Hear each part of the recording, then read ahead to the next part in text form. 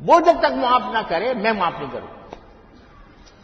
اس لیے فرمایا گیا کہ غیبت زنا سے بھی زیادہ، زناکاری سے بھی زیادہ بدتر چیز ہے.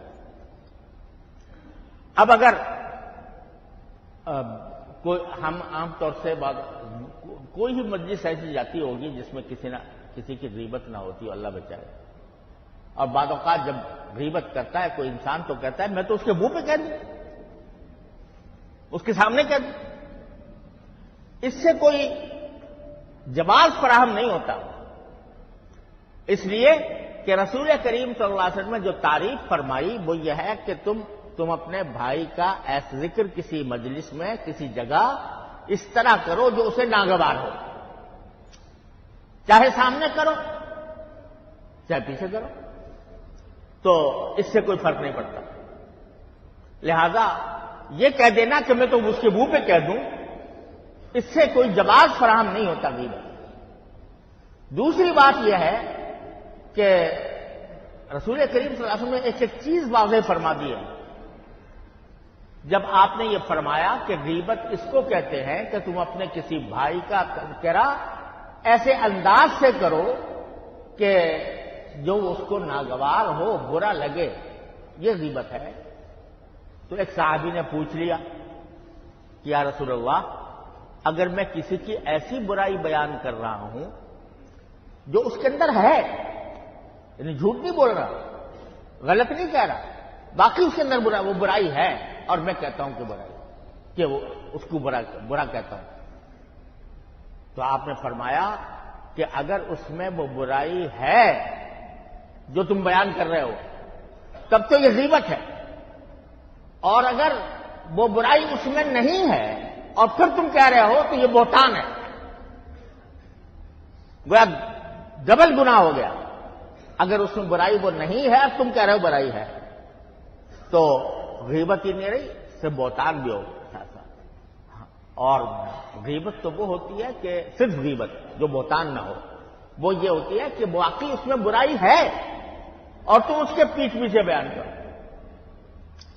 اگر تمہارا مقصد اصلاح ہے، اس شخص کی اصلاح کرنا مقصود ہے، تو اسی سے کہو کہ بھئی تمہارے اندر یہ بات ہے، تنہائی میں کہو، محبت سے کہو، شفقت سے کہو، نرمی سے کہو کہ تمہارے فلاں عمل درست نہیں ہے، اس کو ٹھیک کر لو، تو اس سے کہو.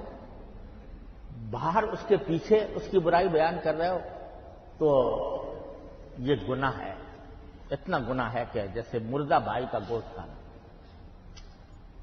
ایک حدیث میں بڑی اچھی بات کہی حضرت حکیم الامت مولانا اشرف صاحب تھانوی رحمۃ اللہ علیہ نے. ایک حدیث میں فرمایا، رسول کریم صلی اللہ علیہ وسلم کا ارشاد منقول ہے کہ المؤمن مرآت المؤمن، یعنی مومن جو ہوتا ہے وہ دوسرے مومن کا آئینہ ہوتا ہے. کیا معنی آئینہ کے؟ کہ اگر کسی شخص کے چہرے پر کوئی داغ لگا ہوا ہے، کوئی نشان پڑ گیا ہے، کوئی دھبا آ گیا ہے، تو وہ آئینہ کو دیکھ کر اپنا دھبا صاف کر لیتا ہے کہ بھئی آئینہ اس کو بتا دیتا ہے کہ بھئی فلاں جگہ تمہارے دھبا لگا ہوا ہے، وہ صاف کر لیتا ہے. ایسے ہی ایک مومن دوسرے مومن کو اگر اس کے اندر کوئی دھبا ہے، اس کے اندر کوئی غلطی ہے، تو اس کو پیار سے محبت سے بتا دیتا ہے کہ بھئی یہ غلط بات ہے، اس سے تم اپنے آپ کو علیحدہ کر دو. لیکن آئینے کی خاصیت یہ ہے کہ جب آئینہ دیکھتا ہے آدمی تو جو آدمی سامنے کھڑا ہے وہ اسی کو بتاتا ہے کہ دھبا ہے تمہارے اندر. وہ آئینہ دنیا کو جا کے نہیں کہتا پھرتا کہ بھلا میں یہ دھبا ہے، دنیا کو جا کر کہتا نہیں پھرتا، وہ اسی کو بتاتا ہے جو سامنے کھڑا ہے. تو یہ مثال دی ہے رسول کریم صلی اللہ علیہ وسلم نے یہ بتانے کے لیے کہ اگر کسی کی کوئی خرابی کو اصلاح کرنا چاہتے ہو تو اسی سے کہو، نہ یہ کہ دوسری جگہ بتاتے پھرو کہ اس میں یہ خرابی. تو اس لیے اللہ بچائے یہ ہمارے معاشرے کے اندر بہت زیادہ پھیلی ہوئی ہے. اللہ تعالی ہمیں اس سے بچنے کی توفیق عطا فرمائے.